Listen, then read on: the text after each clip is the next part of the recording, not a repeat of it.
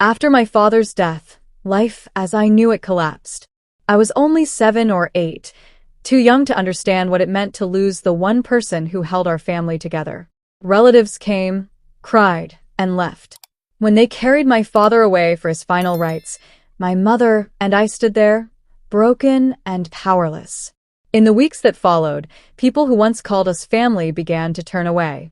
My uncle, who used to lift me onto his shoulders and buy me sweets, now crossed the street to avoid us. My aunt, Edith, still visited, but her visits came with sharp remarks rather than comfort. "If it weren't for us, you too would be begging," she would say. Her words stung, but my mother always whispered to me, "Amelia, silence is sometimes the strongest answer." At first, Mother worked in a factory. Long shifts, endless fatigue, her hands blistered, her back bent. She'd collapse into sleep as soon as she came home. But over time, things began to change. Suddenly, there were new clothes in her wardrobe, polished shoes, and the lingering scent of perfume that didn't belong in our modest home. She no longer looked like the weary woman who struggled to survive. She looked transformed. One afternoon, I walked into the house to find an unfamiliar woman seated in our living room. She wore striking clothes, spoke with confidence, and seemed oddly amused by everything. Mother introduced her as Gladys. Gladys looked me over and smiled faintly. "So, this is your daughter? She has a very innocent face." I greeted her politely, but as I walked away, I caught a fragment of their conversation, Mother's voice, low and urgent. "We should finalize the work. Just keep your word and arrive on time." I didn't know what work she meant, but I knew it wasn't factory shifts. The changes grew more obvious. My mother wore silk scarves, jewelry I'd never seen before, and sometimes returned home late. When I asked, she would only say, "Amelia, trust me. Some things you'll understand when you're older." Then one evening, the truth came crashing against our doorstep. I returned from school to hear raised voices in the courtyard. Edith was standing nose to nose with my mother, her words sharp enough to cut. "You think no one notices?" Edith spat. "The money, the gifts, the women coming in and out of your house. People are talking. You say you work in a factory, but everyone knows that's not true." Mother stood tall, her face calm but firm. "I live on my own terms. I never asked for your help, Edith. If my choices bother you, perhaps that says more about you than me." But Edith's eyes flicked toward me. "Amelia, open your eyes. Your mother is not the woman you believe she is. The neighborhood already knows where all this comes from. How long before you see it for yourself?" Her words struck harder than any slap. I wanted to defend my mother, to silence Edith, but deep down, fear twisted inside me, because a part of me already knew she was right. And in that moment, standing in the shadow of their argument, I realized my childhood had ended. "Enough," my mother pleaded, folding her hands as though in prayer. "Please, don't say these things in front of Amelia." But my aunt only stepped back and hissed, "I won't stay silent anymore. Everyone knows where she goes, who she's with. And now she'll teach her daughter the same filth." Mother didn't reply. She simply walked inside and shut the door. I knocked and knocked, but she never answered. The next morning, as I left for school, she avoided my eyes and said quietly, "Don't listen to what people say. I am your mother, and I always will be." Questions stormed through my mind, but words wouldn't come. Days passed. The women in the neighborhood began to whisper when I walked by. Sometimes they laughed, sometimes their faces filled with pity. One afternoon, Edith, our kind neighbor, called me over. "Amelia, child, your mother isn't a bad woman, but the world isn't kind. Stay away from that path, or you'll lose everything." I lowered my eyes and murmured, "Auntie, I don't understand." She sighed. "Follow your mother someday. You'll see for yourself." That night, I couldn't sleep. Mother sat beside me and asked, "Something's troubling you, isn't it?" I nodded. "People are saying terrible things." She kissed my forehead. "People will always talk. Just listen to your heart." But my heart was restless. My aunt's accusations, the neighbors' whispers, and my mother's silence tangled into one unbearable knot. One evening, while I was cooking dinner, my aunt pulled me aside and took me to the rooftop. "Amelia," she said, lowering her voice, "I am not your enemy. You're still a child, but you need to know the truth. The woman you call mother is no longer just a mother. She's become something else." My voice shook with anger. "Why do you say such things?" She inhaled sharply. "Because I've seen it with my own eyes. Your mother goes to that old house on the corner, the one everyone avoids. Dressed in bright saris, her ankles jingling with bells, the smell of betel nut clinging to her breath, and surrounded by men who don't belong in decent homes." My chest tightened. "You're mistaken, Aunt." She gave a bitter laugh. "Mistaken? This neighborhood isn't blind. Your mother no longer works at the factory. She does something else now. And you know what kind of work happens in that house." Her words echoed in my ears until I thought I might faint. "When a woman abandons honest work," my aunt went on, "her clothes, her walk, her words, they all change. Haven't you noticed the difference?" I wanted to run, but she grabbed my hand. "You're my niece, and I need to warn you. If you end up on the same path, how will we ever face the world? What your mother has done, right or wrong, only God can judge. But you are still innocent, and it's our duty to protect you." I tore my hand away and stumbled downstairs, tears streaming down my face. But I said nothing to my mother. The following day, as I walked home from school, I saw her again, the woman who often came to see my mother. She wore a flashy sari, her lips stained red with betel nut, her heels clicking against the pavement. "Amelia, darling," she said with a sly smile. "Your mother didn't come today?" I stammered. She's not home." "Well," she sniffed, "remind her. If she skips work, she won't get paid." And with that, she left. My heart sank. My aunt's words, the woman's hints, everything fit together like jagged pieces of glass. At home, I found Mother chopping vegetables. "Mom," I asked carefully, "who is that woman who keeps coming here?" "The one always chewing betel nut." Mother paused, then forced a casual smile. "Just someone I know.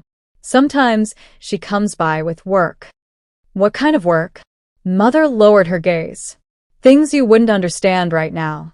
Her answer deepened the shadows in my chest. That evening, my aunt cornered me again. "See, Amelia? Didn't I tell you? Even that woman admitted it. Your mother skipped work." "What work do you think she meant?" "You know the answer." I whispered. "Maybe it's something else." "Child," she said coldly, "women only go to those places for one reason. Innocent girls like you don't realize until it's too late." I buried my face in my hands.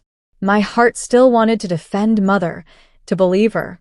A few days later, I was stacking my books when a loud knock shook the door. Mother wasn't home. I opened it to find the same woman standing there.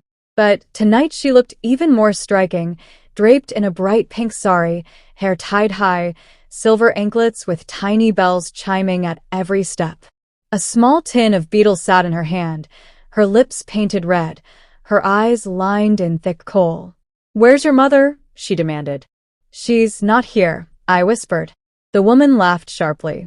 "Another absence? That's not how business works. If she can't show up on time, she won't get paid a cent."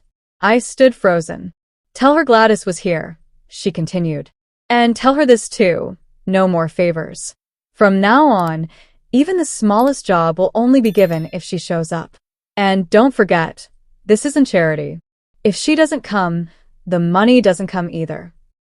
My chest caved in. As she turned to leave, she looked back at me. "Pretty girl. Innocent. God help you. Don't follow your mother's path." The door shut. I stood motionless, staring at the sunlight spilling across the courtyard, everything spinning around me. When Mother came home that evening, she looked exhausted, as though she carried secrets too heavy to bear. "Amelia," she said gently, "have you eaten?" I shook my head. She frowned. "What's wrong? Are you feeling sick?" I wanted to answer, but the words stayed locked inside me. I whispered softly, "Mom, a woman came by, Gladys." My mother's face suddenly hardened. Adjusting her scarf, she asked, "What did she say?" I answered, "She said you didn't go to work, so she won't give a single penny." For a moment, Mom stayed silent. Then she sighed, "That woman is always like that. She doesn't know how to talk properly. Don't take her words to heart." I tried to meet her eyes, but she avoided mine. I asked carefully, "Mom, where do you go every day? What is this work they're talking about?" She immediately gripped my shoulder and said firmly, "These are not things you should know, Amelia. Just focus on your studies." But this was no longer just about studies. It was about trust, respect, and the questions burning inside me. The next morning, while Mom was cooking breakfast, I stood quietly behind the door. She was on the phone. "Yes, I'll be there on time." "No, don't tell Amelia yet. Just make sure Gladys doesn't say such things in front of the child." The ground slipped beneath my feet. Whatever small defense I had left in my heart for her started to crumble.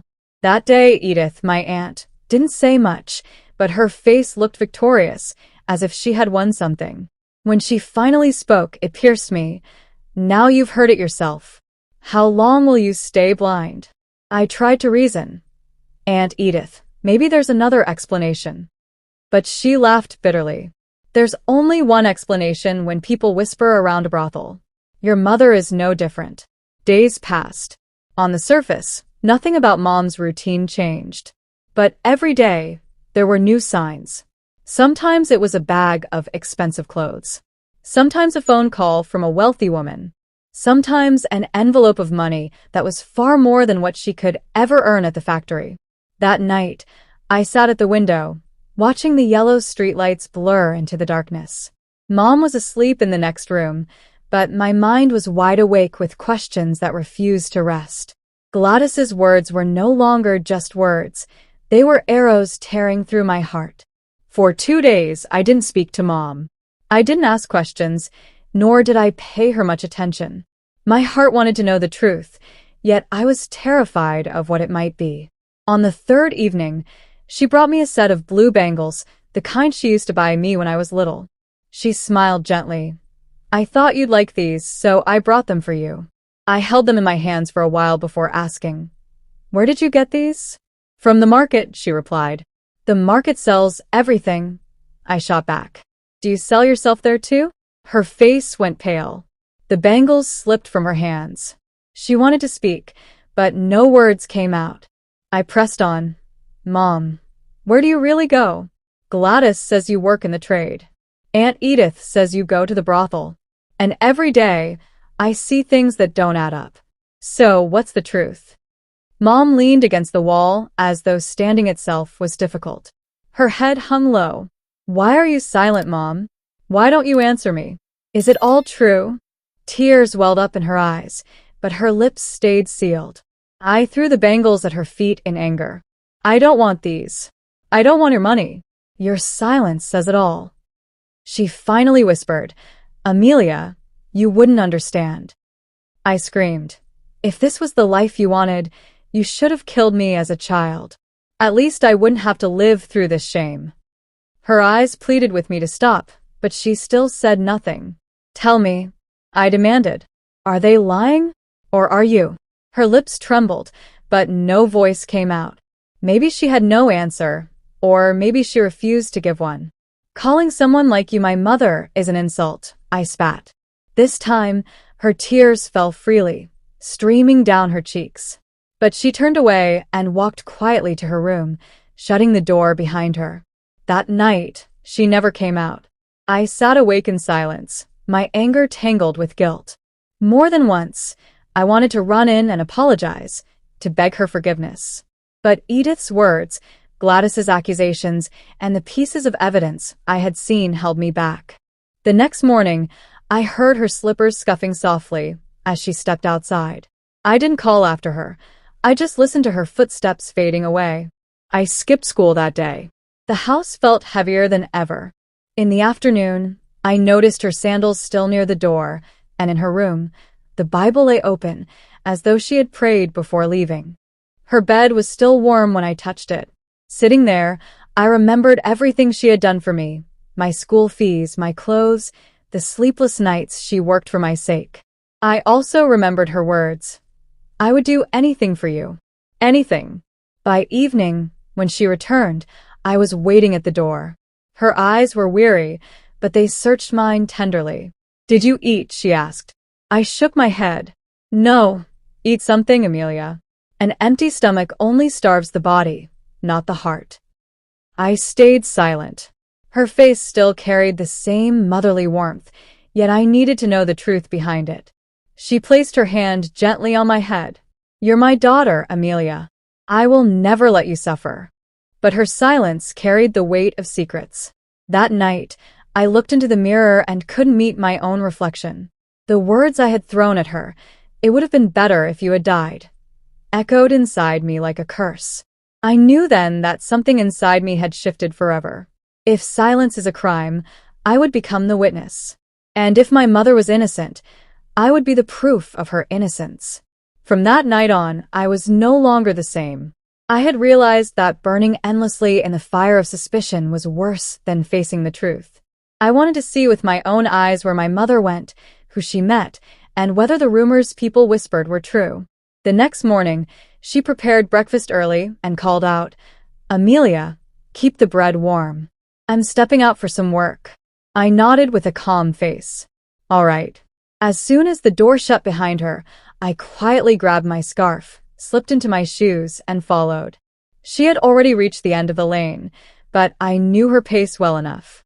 Keeping a careful distance, I trailed her, hiding behind shops and corners whenever she looked around. Soon, she hailed a rickshaw. I quickly caught another and told the driver to follow. Within minutes, we reached the city's old quarter. The alleys there were narrow, the houses crumbling, yet certain buildings stood out with glittering signs and colorful lights. This was no ordinary neighborhood. My mother got down at one such alley and walked to a large wooden door with an old signboard hanging above it. I hid behind a pillar and watched as she adjusted her sari, fixed her hair, and knocked softly. The door opened, and she slipped inside. The words hit me like a storm. My heart pounded violently, and the ground beneath my feet felt unsteady. I leaned against the wall as faint sounds floated out. Laughter, the jingle of anklets, men's voices echoing. The air reeked of the very world I had always despised, feared, and considered shameful. A few minutes later, a well-dressed young man walked in, welcomed by a woman, before the door shut again. I stayed hidden in the shadows, trembling. Inside that building, my mother was present. The sign, the music, the men, it all seemed to confirm what Edith, our neighbor, had hinted at. Yet a part of me resisted. Could it really be what it looked like? Or was there another truth buried behind those walls? Just then, an auto rickshaw pulled up. Two men stepped out. One lit a cigarette while the other smirked. Heard there's fresh stock tonight. Gladys was talking about it, something special. The first man nodded. Yeah, the one who used to work in the factory? They say she's quite something now. My chest tightened. They were speaking about my mother. Not only our neighbors, but strangers too carried the same image of her. My hands shook uncontrollably as I slipped away and crouched in a corner. That night, sleep was impossible. The golden letters on that board flashed endlessly in my mind. Silence was no longer an option. I had seen too much. The following morning, my mother dressed carefully again. Sari, bangles, perfume, jasmine flowers in her hair. I'll be late today, she said. You'll need to cook dinner yourself. All right, Mom, I murmured, hiding my turmoil. And once more, I followed. The same route, the same alley, the same ominous door. She went inside, and I remained concealed. Hours passed. Evening fell.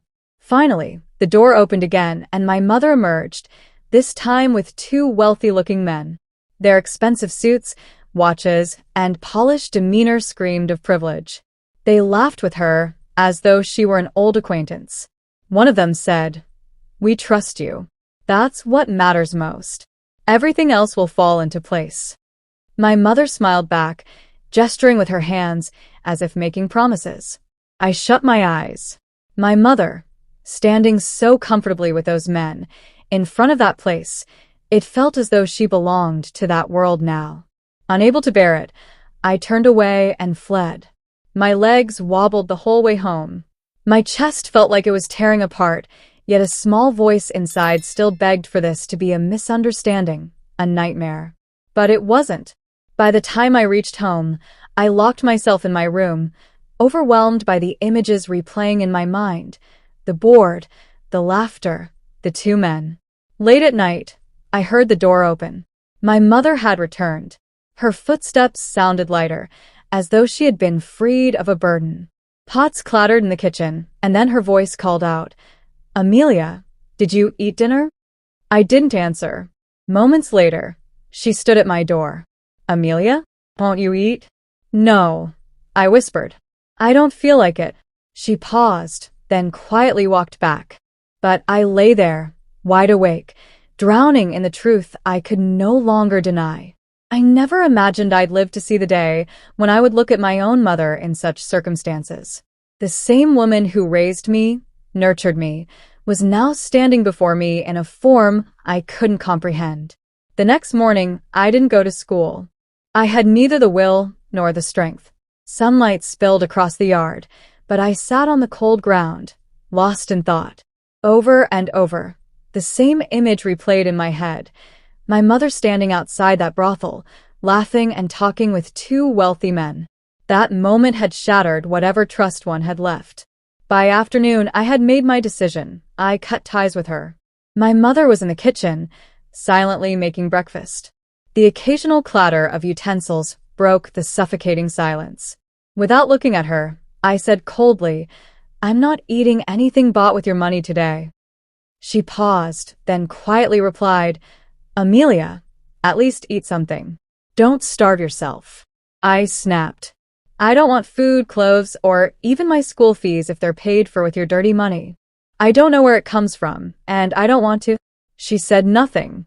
Only the sound of dishes echoed again.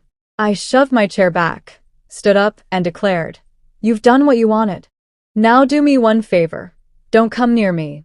She turned to face me, her eyes glistening, but her lips sealed. "I'm still your mother, Amelia." I shot back with venom. A mother protects her child's dignity. She doesn't drag her into shame. I don't need a mother who sells herself at other men's feet. Her tears spilled over, but I stepped back before she could move closer. "Don't say another word. You've destroyed my life already." By evening, I packed my clothes into a small bag and went to my Aunt Edith's room. "I want to live with you, if you'll allow it." She looked startled. "Why?" "Because I have no mother anymore."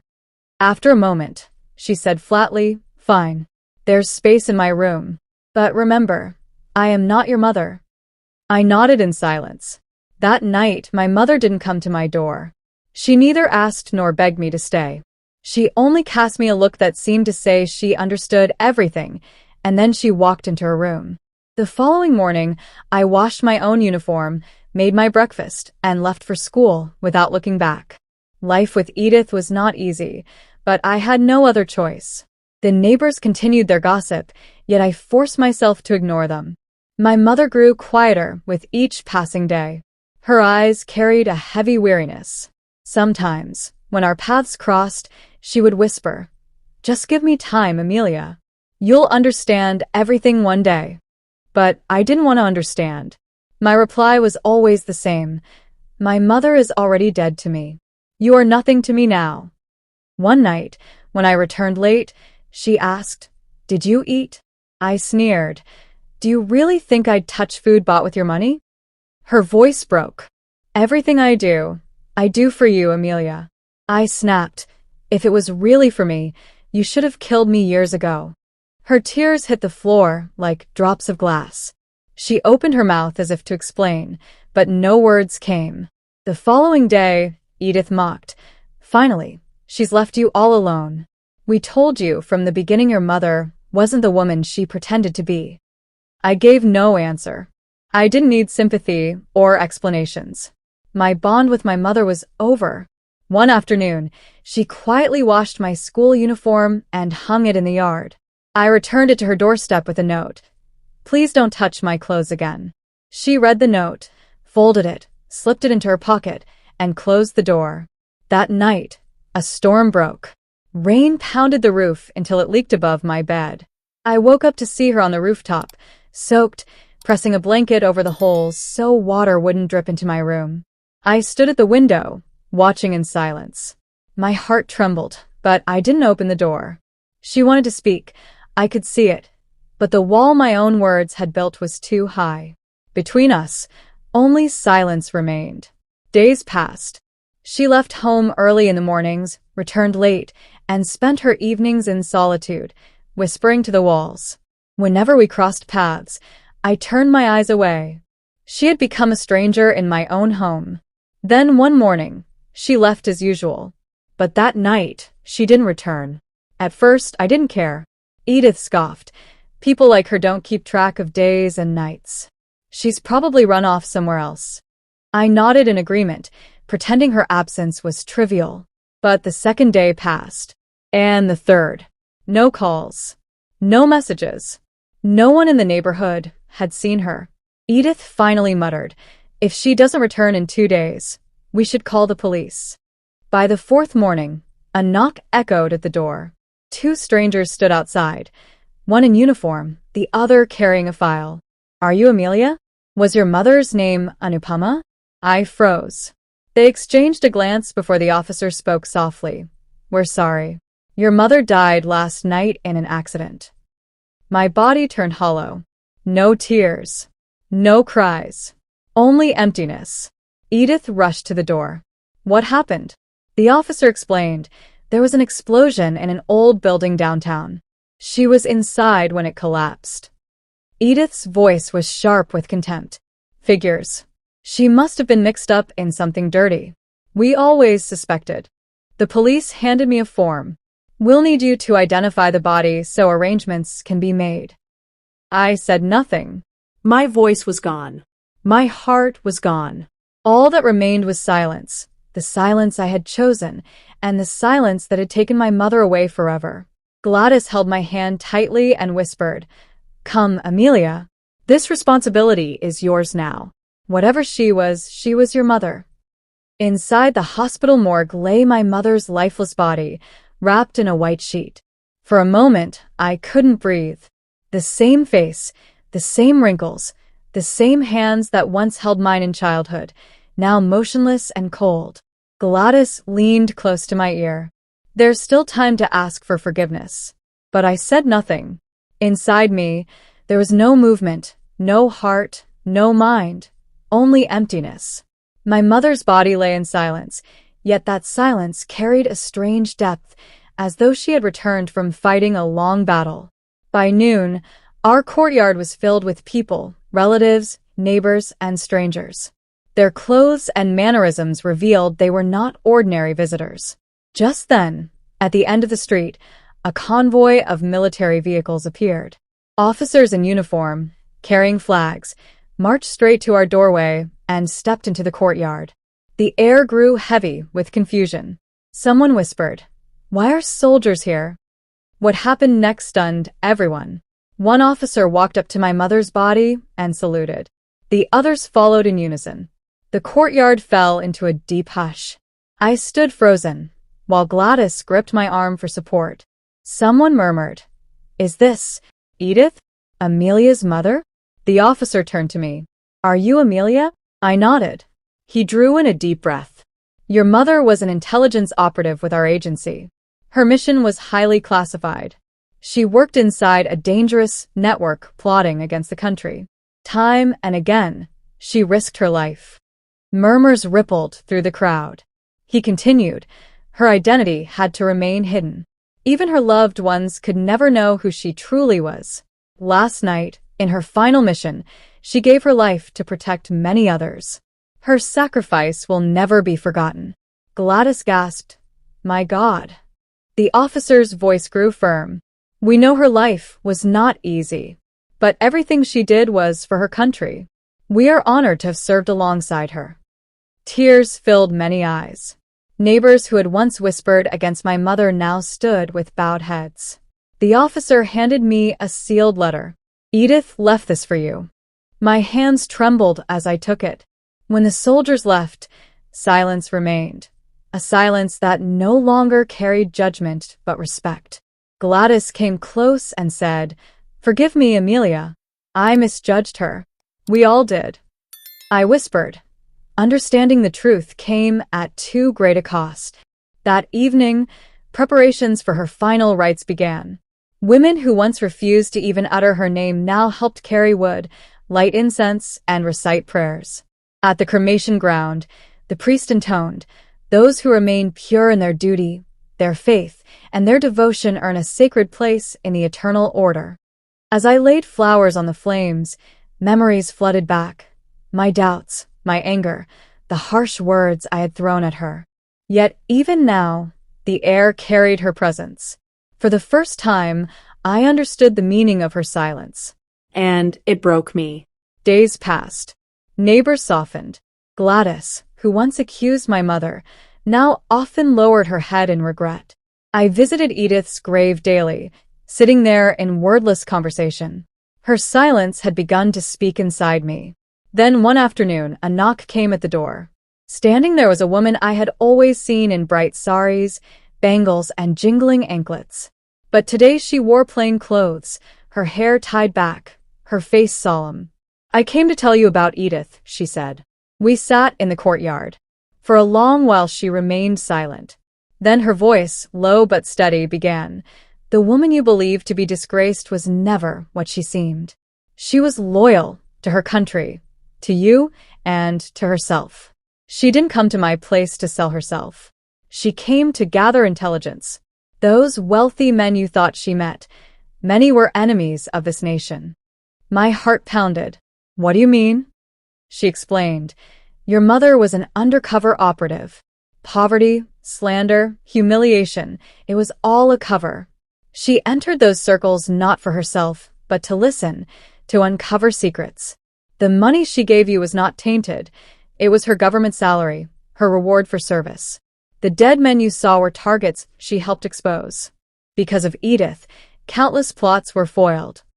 Tears streamed down my face. "She kept you in the dark to protect you. She prayed for you every day, read scriptures, and carried your name in every breath." I bowed my head in shame. What had I done? The woman stood to leave. At the door, she turned. "If you truly wish to ask forgiveness, go to the earth where she rests. She still sees you." That evening, I carried flowers to her grave. My hands trembled as I laid them down. "Mother," I whispered, "forgive me. I never understood you. I spoke words no daughter should ever say." I touched the cool earth, and its chill sank into my soul. I broke down, sobbing. "You fulfilled your duty, but I failed in mine. I had heard everything, but I hadn't truly understood it until now. Mom, I'm proud of your sacrifices, but I feel ashamed of my own thoughts." Just then, a light drizzle began to fall, as if my mother herself was listening to my tears. I sat there for a long time. The sun sank behind the horizon, but my eyes refused to leave the soil that covered her. Since that day, I visit her grave every afternoon, carrying flowers, pouring out my heart, and whispering the same words. "Mom, I finally understand. There will never be another like you." The next morning, the house felt strangely quiet. Edith, my aunt, and her sharp, cutting voice were gone. But instead of relief, I felt a hollow emptiness. My mother's presence lingered everywhere.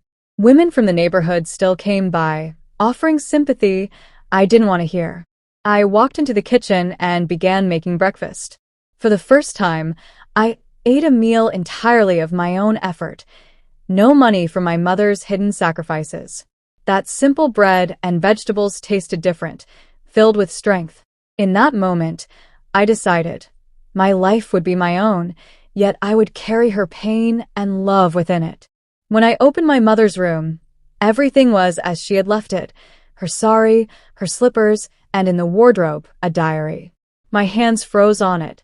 When I opened it, the first line in ink made my eyes blur. "Amelia, the most beautiful gift of my life." Page after page revealed secret codes, strange names, and scattered memories of my childhood. One entry read, "Today Amelia won an award at school. I wish I could tell her how proud I am, but silence is necessary for her safety." My tears fell faster with each word. My mother had lived her life in loneliness, always near me, yet painfully far. The final page held an envelope. On it, she had written, "When you read this, I may no longer be with you." Inside was a letter and a bank passbook. Her letter said, "Amelia, I know that learning the truth about me will shock you, and perhaps even shame you. But I won't be alive to explain. I hid my reality, so you could live a normal life.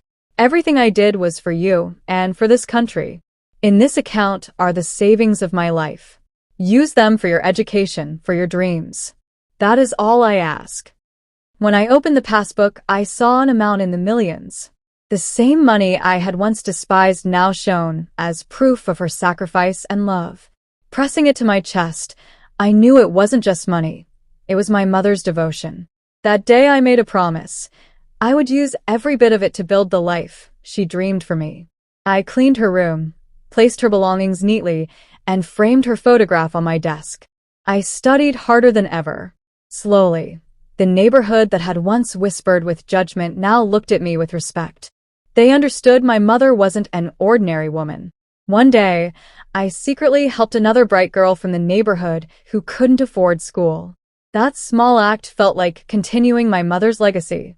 One evening, an elderly neighbor stopped me and said, "Child, we judged your mother so wrongly.